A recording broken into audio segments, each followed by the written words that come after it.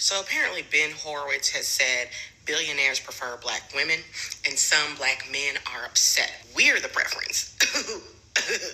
That billionaire also apparently said that black women are loyal and they guard your interests. Black wives are for grown-ups. Oh, except according to the man himself, he never said that whatsoever. Yeah, he says, I never even said that. I never even spoke to the woman who originally posted the article. I actually sent her a cease and desist. Interesting.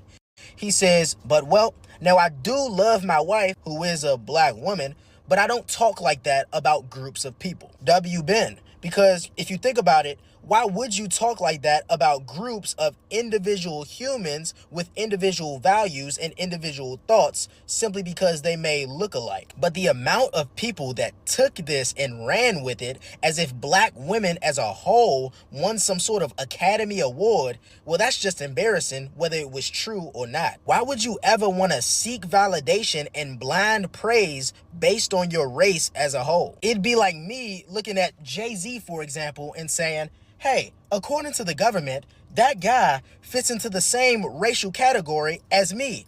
Therefore, his accomplishments are also mine. It's like he's an extension of me. It's the diaspora. Praise me as well. The follow-up to a statement being good or bad is irrelevant when the statement is black women do this, black men do this, white women do this, white men do this. When you hear that, you should feel absolutely degraded because someone is using their preconceived notions, positive or negative, to group you into this racial box. But as long as you get validated, I guess it doesn't really matter what they say, huh? Wait a second. You said the man with money said what?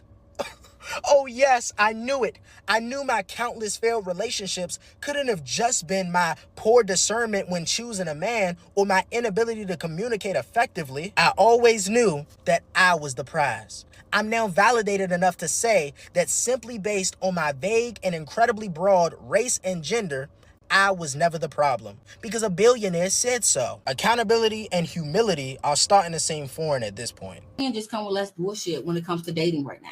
And all the pick-me's that want to stand up for the black man, this is not me dissing the black man. This is me about to give you some facts. Okay? I am a femininity dating coach. I get on these dating apps on a regular and I coach these women, right? This is a prime example of what's going on right now. This young lady, she is on Bumble. She is mirroring, which means she can see my screen, I can see her screen, I can see the whole conversation. She is talking to two black guys and one white guy because whether you believe it or not, black men, you are our first preference. We do want to be with y'all, but y'all just be on some bullshit.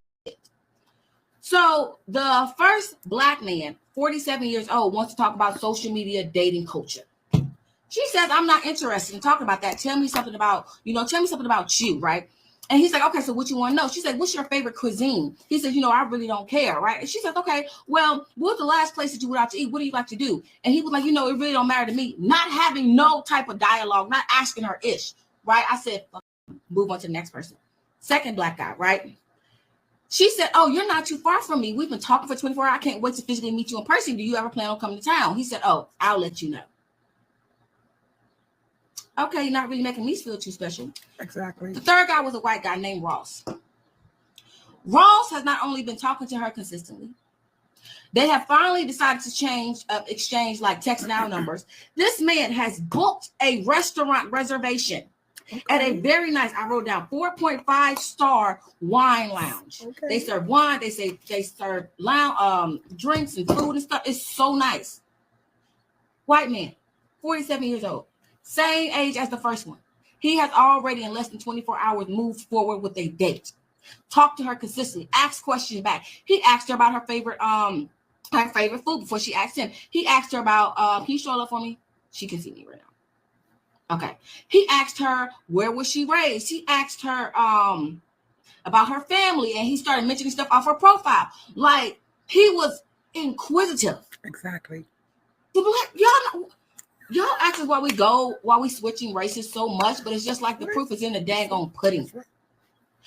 This one white man has done more than these two black men combined. So this is not me. I don't want y'all to think I hate black men or anything like that, but it's just like, y'all make it freaking difficult. Y'all say, oh, we're difficult. No, y'all are the difficult ones. Right. Y'all really are. Nobody's about to kiss your ass. Why kiss your ass when she can go out with Ross? Hello. When she's about to pick out a nice dress, about to go to a nice restaurant, have a good time with a guy named Ross who is 47 years old and a doctor.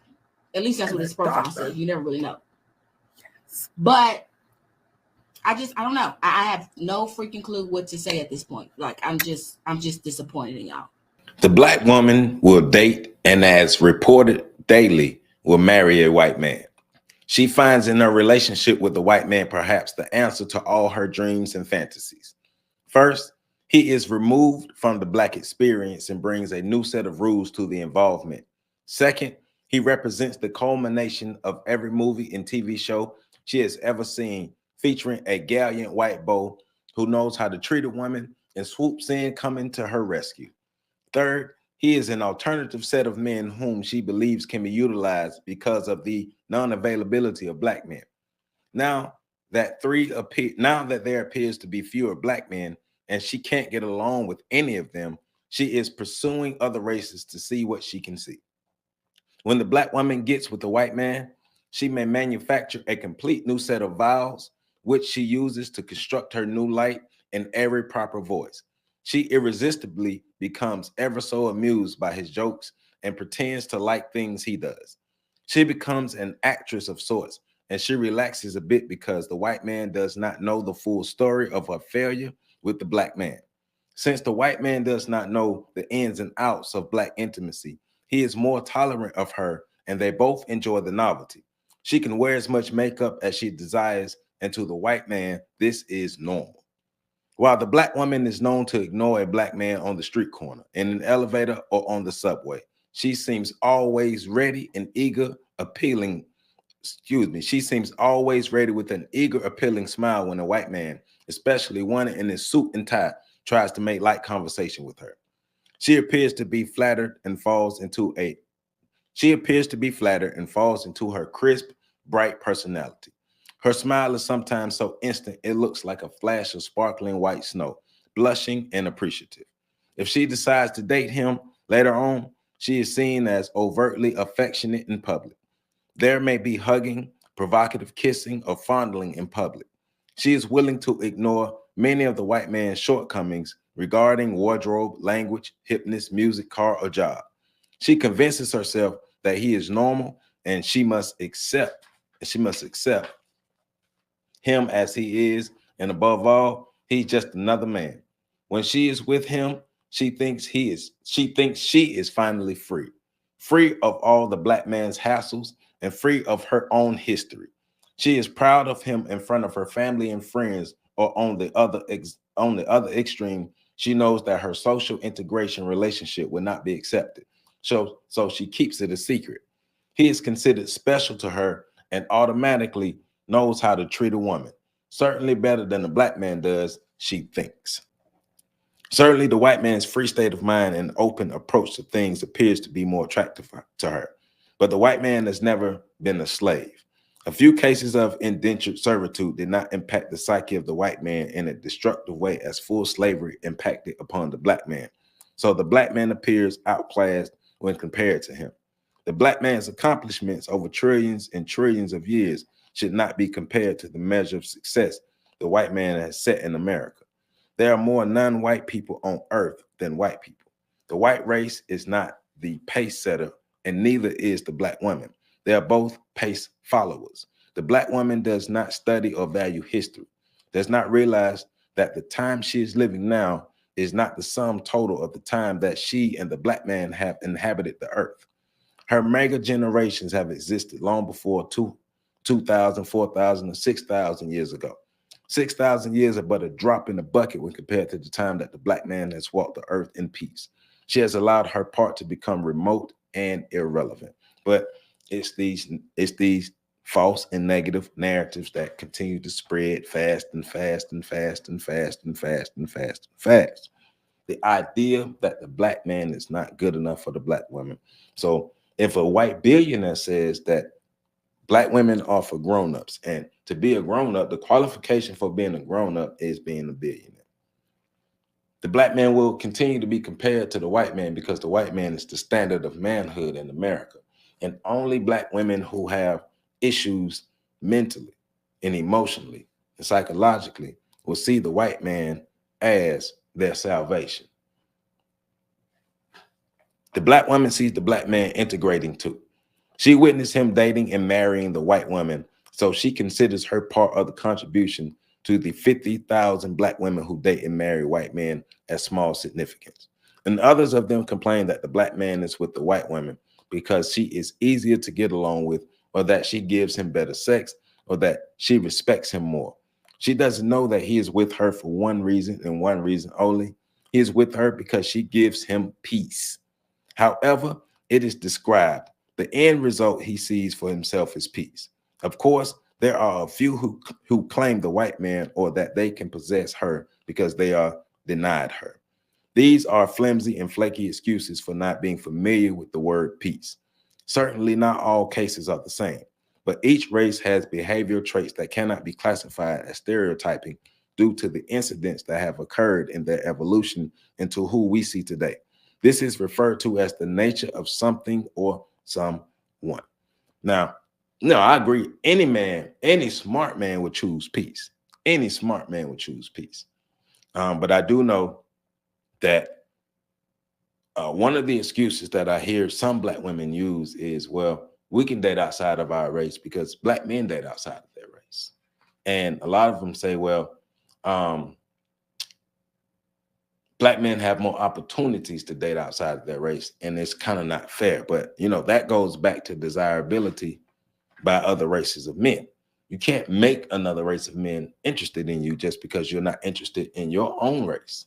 That's just not how it happens. Those men have to be attracted to you and see value in you. And if they don't, they won't. It's just that simple. It's not difficult.